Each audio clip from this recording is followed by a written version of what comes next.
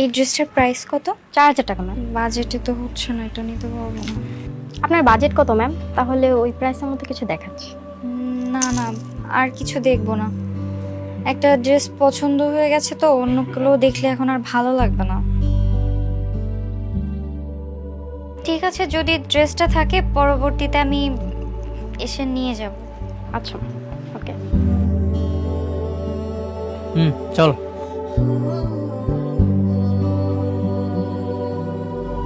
আচ্ছা বুঝলাম তো, মন খারাপ করতে হবে না, কালকেই বাবাকে বলে টাকাটা নিয়ে দেবো। তুই ড্রেসটা নিয়ে আসিস। কালকে যদি না থাকে ওই ড্রেসটা, তখন এমনিতেই ড্রেসটা যে সুন্দর, ওটা তো যে কারো পছন্দ হয়ে গেলেই নিয়ে চলে যাবে। আরে না পাবি, একটাই থাকে নাকি ড্রেস? ড্রেস অনেক থাকে না, তোকে দেবে, তুই চিন্তা করিস না।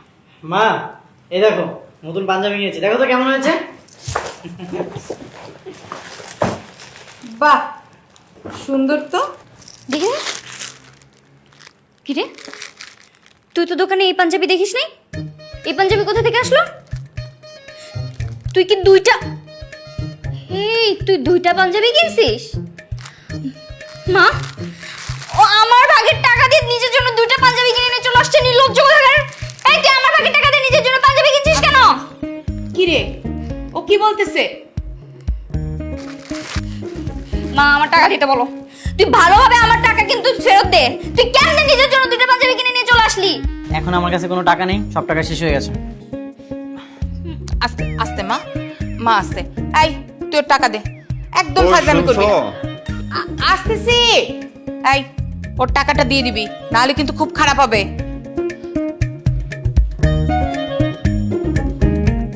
এই, আমার টাকা দে। এখন আমার কাছে কোনো টাকা নেই, তোকে আমি কালকে টাকা দেবো। কোনো একটা ছাপড়ি মার্কেটে যে ড্রেস কিনে নিস। মিরাজ, এমন থাপ্পড় মারবো না তোর 32টা দাঁত পড়ে যাবে, আমি বলে দিলাম। আমি কোন মার্কেট থেকে শপিং করবো এটা তোর বলে দেওয়া লাগবে না, তুই আমার টাকা ফেরত দে। আরে বললাম তো আমার কাছে এখন টাকা নেই, তোকে আমি কালকে টাকা দেবো। আর এত রাত্রে তুই মার্কেটে চলে যাবি না? ফকিরের মতো টাকা দিয়ে শুরু করেছি। কি যে শুরু করিস না তুই। এই, তুই আমার চোখের সামনে থেকে যা, তোর আমার সহ্য হচ্ছে না, দেখতে ইচ্ছা করতেছে না। স্বার্থপর কোথাকার।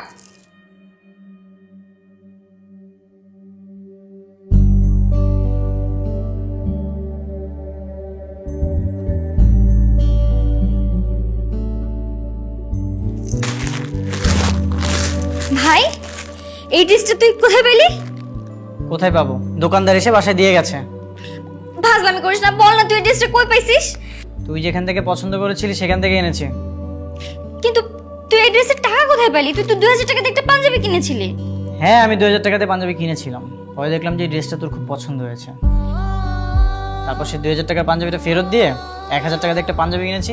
আর তো 4000 টাকা বাকি ছিল, সেই টাকা দিয়ে তোর পছন্দের ড্রেসটা এনেছি। আর শোন আপু, তোর ভাই স্বার্থপর না।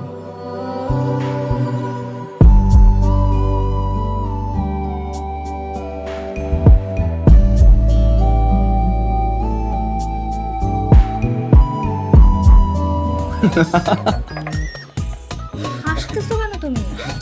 তুমি কি বুঝতে পারো না যে এটা আমার ছোট ভাই কথা বলছে? আরে আমি বুঝতে পেরেছিলাম তো যেটা তোমার ছোট ভাই ছিল, এর জন্য তো আমি কি ইনিয়ে বিনিয়ে এটা ওটা প্রশ্ন করছিলাম। চিন্তা করো কতটা বজ্জাত। তোমার সাথে কথা বলবে এটা তো আমি ভাবতেই পারি নাই। তাইলে কি ওর কাছে ফোনটা রেখে চলে যায়? আচ্ছা বাদ দাও, তোমারই তো ছোট ভাই, কাজের কথায় আসি। তোমার আমার বিষয়টা কি তোমাদের বাসায়? আজকের ওয়েদারটা অনেক সুন্দর, তাই না বলো? মিরাজ,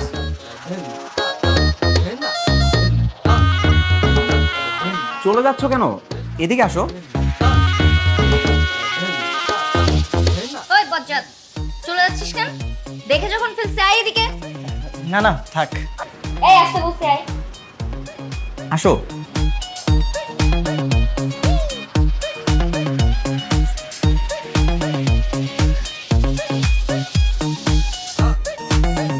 বস। আরে বসো, তোমার আপু বাসায় কাউকে কিছু বলবে না, আমি ইনশোর করছি। বসো।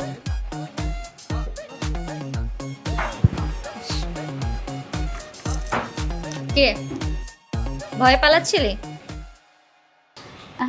হ্যাঁ আপু, ও আসলে একটু ভয় পেয়েছিল। ভয়ের কিছু নেই, বললাম তো আমরা কাউকে কিচ্ছু বলবো না, ঠিক আছে? আপু, কি নাম তোমার? চাঁদনি। চাঁদনি, অনেক সুন্দর নাম। শুনলাম তোমাদের মধ্যে নাকি প্রায় ঝগড়া হয়। হ্যাঁ, না না মানে ভাইয়া আসলে একটু টুকটাক আর কি। মিরাজের মতো এত ভালো ছেলের সঙ্গে তোমার সম্পর্ক, তারপরেও তোমাদের মধ্যে যদি এত ঝগড়াঝাটি হয়, সেটা কিন্তু ভালো কথা না।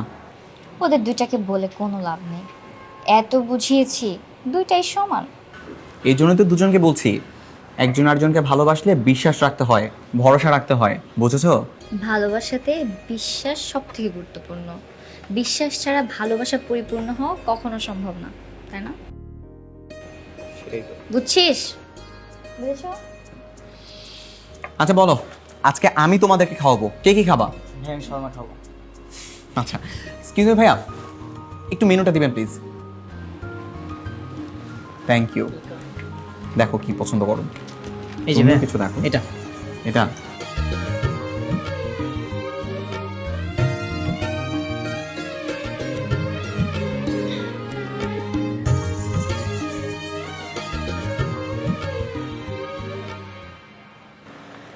আচ্ছা আপু, আমি না একটা ব্যাপার বুঝলাম না।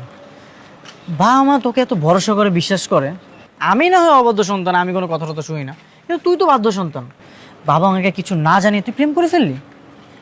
দেখ ভাই, বাবা আমাকে কিছু জানাবে না, বাবা জানতে পারলে কিন্তু আমাকে মেরে ফেলবে। সেটা না হয় বললাম না, কিন্তু তুই কি কাজটা ঠিক করেছিস? কি এমন অন্যায় করেছি? আচ্ছা, কাউকে ভালো লাগে কি অন্যায়? কাউকে ভালো লাগতে পারে না। আর তুই তো শেহনাজকে দেখলি, ওকে কি তোর দেখে খারাপ মনে হয়েছে?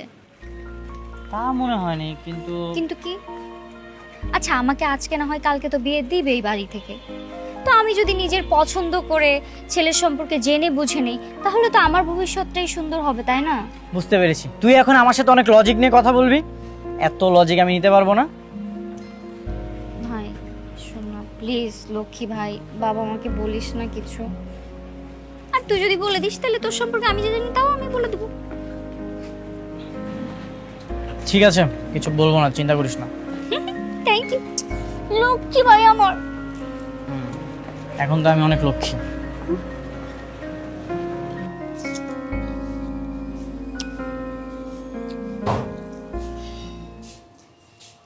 কি ব্যাপার, দুইজন একসাথে? হ্যাঁ, সাপ আর বেটি একসঙ্গে ঘুরতে যায় নাকি? না মানে বাবা, মাঝে মধ্যে একসাথে থাকতে হয়, নাহলে তো ভিতরের খবর জানা যায় না। ভিতরের খবর মানে কি? মা, তোমাদের মেয়ে তো একটা কাজ করে ফেলেছে। আরে কি করেছে বলবি তো? বাবা, তোমাদের মেয়ে তো তোমাদের একটা কাজ কমিয়ে দিয়েছে। কি কাজ করেছে বল? কিছু না মা, কিছু না, এই ঘরে চল ভাই। আর কি করেছে খুলে বল। এই তুই যা তো, আমাকে বলতে দে। এই ন্যাকামি না করে সরাসরি বল তো কি করেছে? বাবা, তোমাদের মেয়েকে তো একটা ছেলে খুব পছন্দ করে, ফ্যামিলি খুবই ভালো, ফ্যামিলি একমাত্র সন্তান। তাই ছেলেটা কে? আরে ছেলেটার বাড়ি কোথায় কোথায় থাকে? বাবা আশেপাশেই থাকে, কিন্তু একটা সমস্যা আছে। কি সমস্যা? ছেলেটা তোমাদের মেয়েকে এত পছন্দ করে, কিন্তু সে কোনোভাবেই রাজি না। কি রে, ছেলেটা কি সত্যিই ভালো? কিরে মা, রাজি হচ্ছিস না কেন? একটু ভালো আর কি, মনে হয় ভালো আছে। শোন, এখন ভালো ছেলে পাওয়া যায় না, ছেলেটা যখন ভালো তখন রাজি হয়ে যা। মা, তোমাদের মেয়ে তো ভালো জিনিস কখনো পছন্দ করে না। আরে ছেলেটা কে, কোথায় থাকে, তার তো খোঁজ খবর নেওয়া দরকার। বাবা, খোঁজ খবর নেওয়ার কোনো দরকার নেই, আমি সব খোঁজ খবর নিয়েছি, সব পারফেক্ট। শুধু তোমরা তোমাদের মেয়েকে একটু রাজি করো। হ্যাঁ মা, রাজি হয়ে যা। ও বলছে তো ছেলেটা খুব ভালো, সমস্যা কি তোর? রাজি হয়ে যা। ঠিক আছে, দেখো তোমরা যেটা ভালো মনে করো, তোমাদের কথার অবাধ্য তো আর আমি হতে পারি না। লজ্জা পেয়েছে, মেয়ে আমার বড় হয়ে গেছে। শোন মিরাজ, তুই একটা কাজ কর, ওই ছেলেটার সাথে যোগাযোগ কর, ওরে বল যে আমি ওর সাথে কথা বলতে চাই। ও যদি একা আসতে না পারে তাহলে তুই ওরে বলবি যে তোমার বাবা মাকে নিয়ে আমাদের বাড়িতে চলে আসো।